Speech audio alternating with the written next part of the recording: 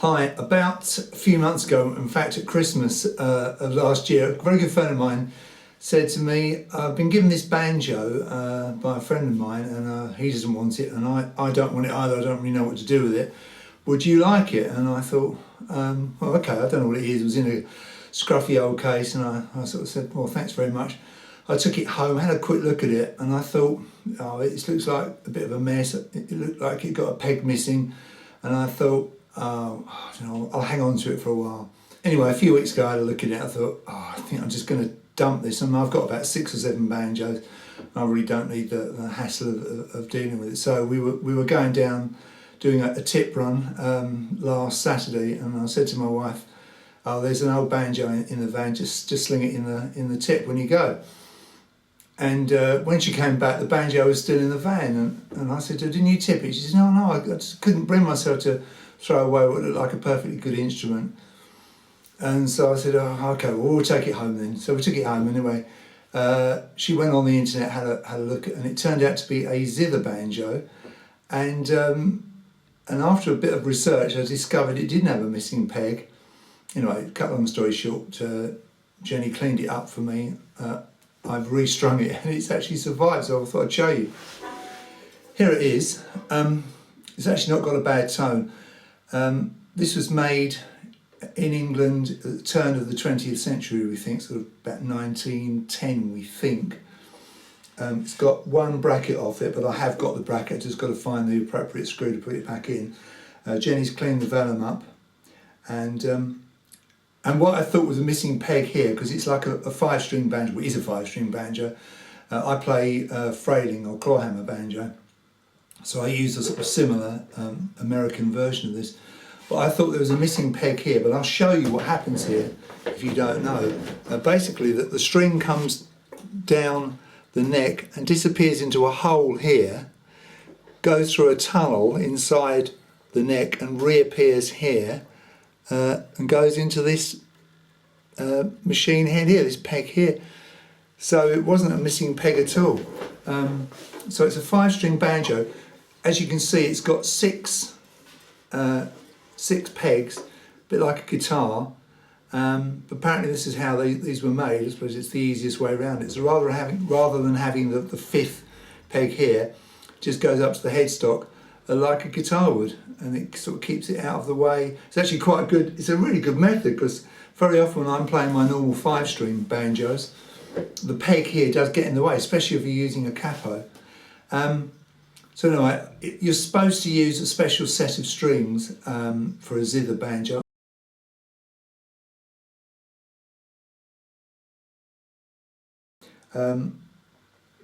Special set of strings involves some steel, some are nylon strings, some are tied on, some have got loop ends. Well, I didn't have that set of strings, so I've just put a normal set of 10s on.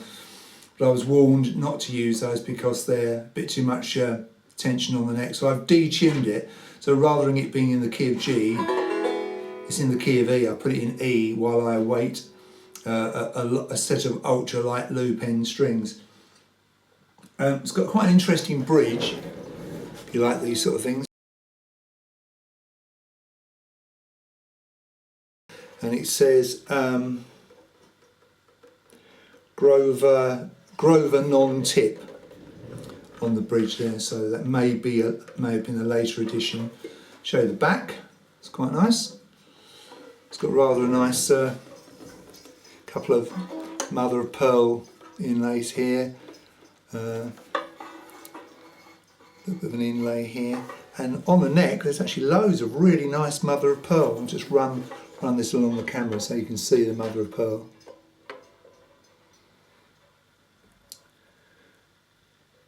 Pretty nice condition, isn't it? No real nasty scratches. I'll show you the back, the label. Hopefully that comes out, you can see that. And a very low serial number, which is 557. So I've no idea of the worth, but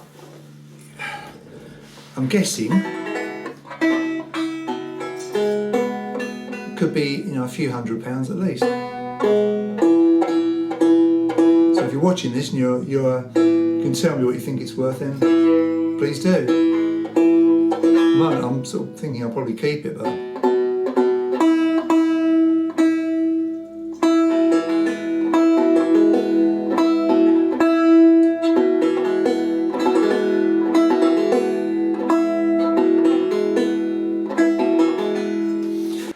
the banjo came in this rather old battered case, usual sort of fibreboard job, and inside the case, apart from the banjo, we found this interesting book, Banjo Facts, by A.P. Sharp, and loads of information about banjos, care of the banjo, one thing and another.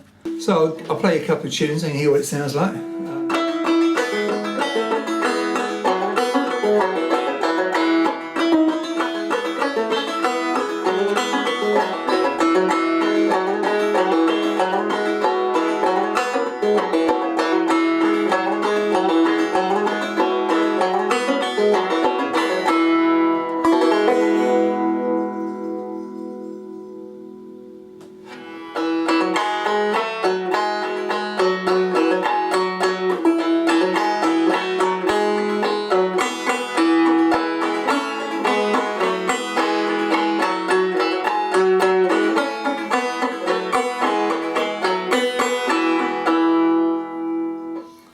Not got a bad tone. It's a fairly bright sounding instrument.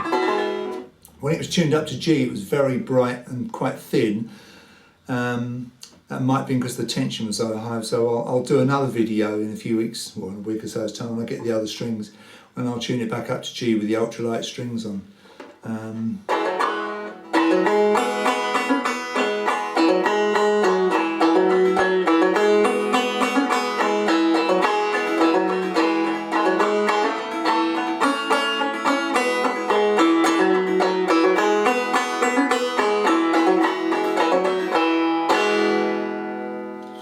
So there we are. That's quite a good story, isn't it? The banjo that was saved from the tip. Thank you to my friend Kevin for giving it to me. And I'm sort of a bit ashamed that I was going to throw it away. It's pretty terrible, isn't it? But it will be treasured by me, or maybe somebody else in the future. And it would have just been chucked into the tip, to my eternal shame. So there we are. It is a Zither banjo made by Clifford Essex. The Clifford Essex Company, and there's loads of history about that on the net if you're particularly interested. And anyway, I hope you found this video interesting, and I'll do a little follow-up to it when I get the proper ultralight strings for it. Thanks for watching.